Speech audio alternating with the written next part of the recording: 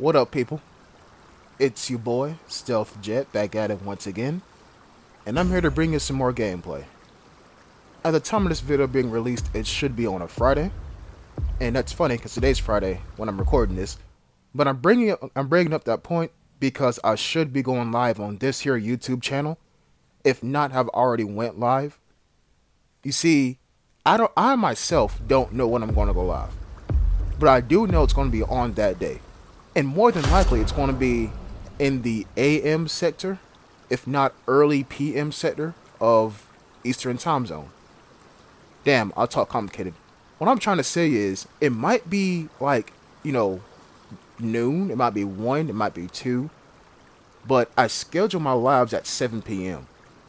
And like I just said, I might go live at 1 p.m., might go live at 2 p.m. Who knows? You feel me? So that's why I'm asking you to subscribe to the second channel. That way, you'll be notified of when I'm going live.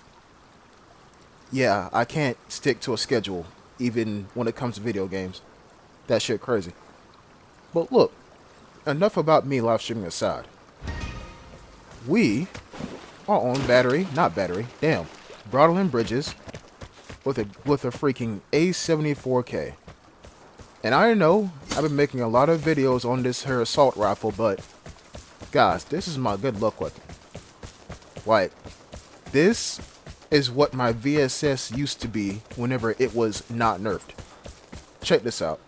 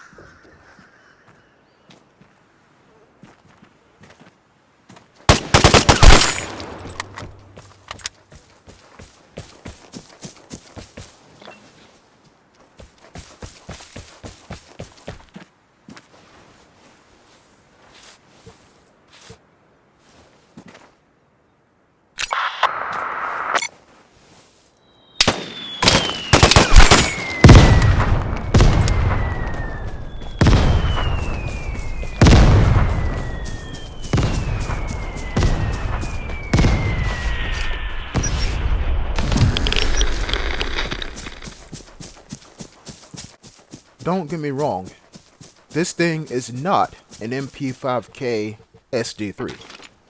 It's not. However, if you aim for their head with an A74K, more than likely you're going to hit their head. Or a bullet is going to land on their forehead and they're going to, die. That more than likely is the case. Right? And by the way, I'm going to get rid of that KK62 and put on a good old M4A1. Because who wouldn't do such a thing, right? Yeah, that right there, that entire situation was just, number one, me not realizing that there's a spawn back there where the exit is. And I should know better. At least now I do, because now I'm looking back at it. And I did not expect old boy to be behind the damn hay barrel. Or hay bale. There you go, hay bale. I didn't expect that. The thing that gave him away is that I heard one single footstep. That's when I knew. If I act, or if I do my business and pretend he's not there, I'm gonna die. So, I had to let him know I was there by just going prone and looking directly at him. It is what it is. So we start at the bottom of the map, right? Remember that. We started at the bottom of the map. And we are almost at the midpoint of the map, and that's what I like to call the this here barn. Basically, this here barn, this is what I think is the midpoint of the map, because I mean, if the airdrop spawns or drops rather anywhere near this barn, guess what? There might be one person in the barn, if not one person in the tree beside the barn. Get what I'm saying? But that's just my opinion. Now, we are pretty much where I just said, and no sound. Yeah, people, it's going to be one of those kind of matches. And as a matter of fact, I'm going to tell y'all about the future real quick. I played Field Cutting twice. First time I died, I looked around, literally 4 people in the bush. 4 people. And the kicker is 2 people were at an exit in the bush. Yep. So if that doesn't tell you what I'm about to experience right now, then I don't know what will. So I said the barn is a midpoint, and this here blue house is actually like the beginning of the other half of the map. You know what I'm saying? Like, if that barn is 5, this house is 5.5. I mean, I think weird, but that's why y'all watch me. Guys, I'm having trouble commentating because look, I made it to the freaking bridge and not a single sound has happened. Not a single sound. Like, nobody used a comm station. No time safe, if there is a time safe. I don't even remember if there's a time safe. No container. None of that. And I'm at this here house right here. Cause I go prone because, you know, about maybe 3 times out of 10 somebody's in this here house. Nothing. Nothing at all. And you know what? I meant to say this earlier, but I'm gonna say it now. Whenever I see an M4A1, oh look, the time's safe. Right.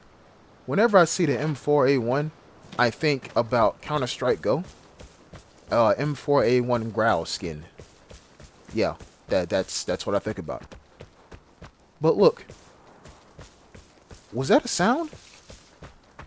Nope, that's just ambient sounds. Both the safes are within spitting distance of each other. And yet, nobody's hit them. As a matter of fact, what's even more spooky is, and correct me if I'm wrong, no one even used a comm station. That's how quiet this map is. And to the new players out there who are thinking to yourself, Jet, you're safe. No, the hell I'm not. No, the hell I'm not. All it takes is for one person to walk in one wrong direction, and they get shot at, and boom, immediately I know I'm not safe. You see, you're never truly safe in this game. Unless you become a threat, and then that threat icon stays steady white, then you know that you're safe and there's no one else on the map. At least that's what the game mechanics tell you. But in this case, in this scenario, I walked, or sometimes jogged, up from the bottom of Broadalen bridges. Damn, try to sing that 3 times fast. Bottom of Broadalen bridges. That shit crazy. I walked from the bottom of this map up to pretty much the beginning of the top of the map. And now I just hear a sound. It's only now I just hear a sound. And it's actually up here at the top of the map. Nope, it wasn't near the safes. It's up here at the top of the map. That should tell you that whoever is in the middle of the map, they're staying still. They're staying still. They're not moving. And they've been there for a while. They've been there for a while. Because it's whenever a person sees another person, that's when they shoot. But if you don't see anybody, you don't shoot. I mean, it's simple logic, but that logic can tell you a lot of things. Now, right here, I'm thinking about a comm station, and someone finally uses the damn detector, finally uses it, and a comm station, I can't use it. That sucks. It is what it is. Now, we come back to the point, or at least the direction, where we heard this weapon go off. And I want to say it's a Thompson. I could be wrong, but I want to say it's a Thompson. Something's going to happen here. The plane is coming. Prepare to fight for the airdrop. And it's not going to be the airdrop.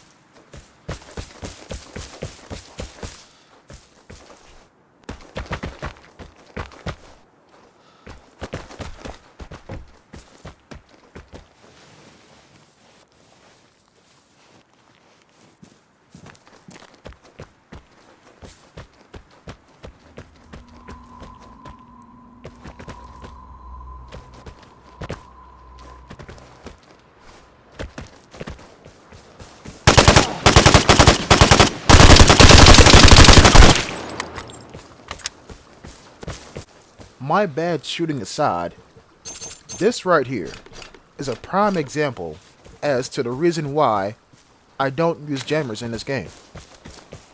Now I got some time left in this video, so I'm going to just tell you that no one's gonna grab the airdrop.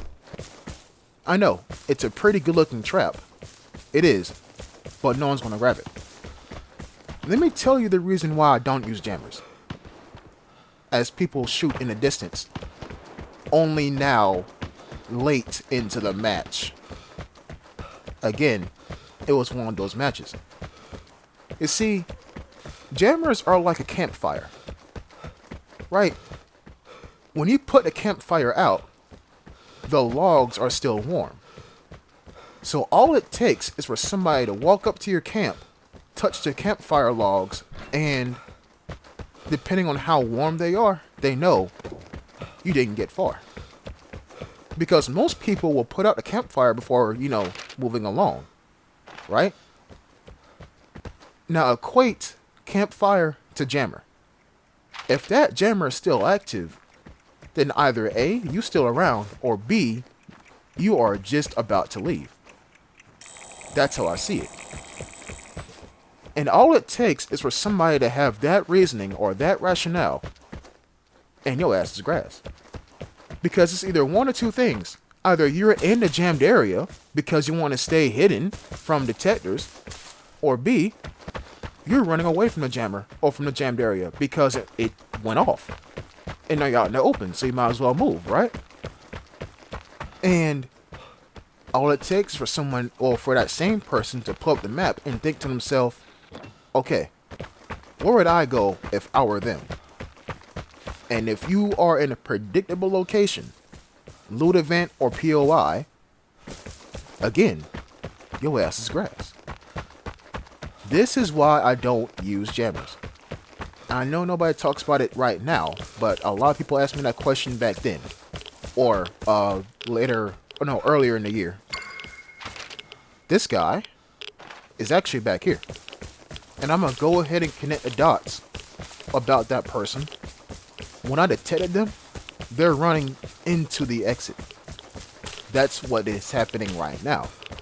But those shots that we heard when I was on the bridge, he was a guy that was either shooting back at or shooting at someone else who was going for the detector. You see, I ran past those guys, but I didn't run in front of them. So I didn't know they were there. They never shot their guns. But until they seen each other and they shot, oh yeah, they were there. Now, I'm not going to sit here and tell you that you should expect all your night encounters to be like this, but you should kind of expect all your night encounters to be like this. And you know what? I'm surprised I haven't said this yet, but a shootout where everybody's on the roof is the equivalent to a night map on any map, especially bridges. Especially bridges. Guys, thank y'all for enjoying this video. I know it's kind of long-winded and I haven't done one of these kind of videos in a while, but thank you for watching. I'll see you next time. Peace.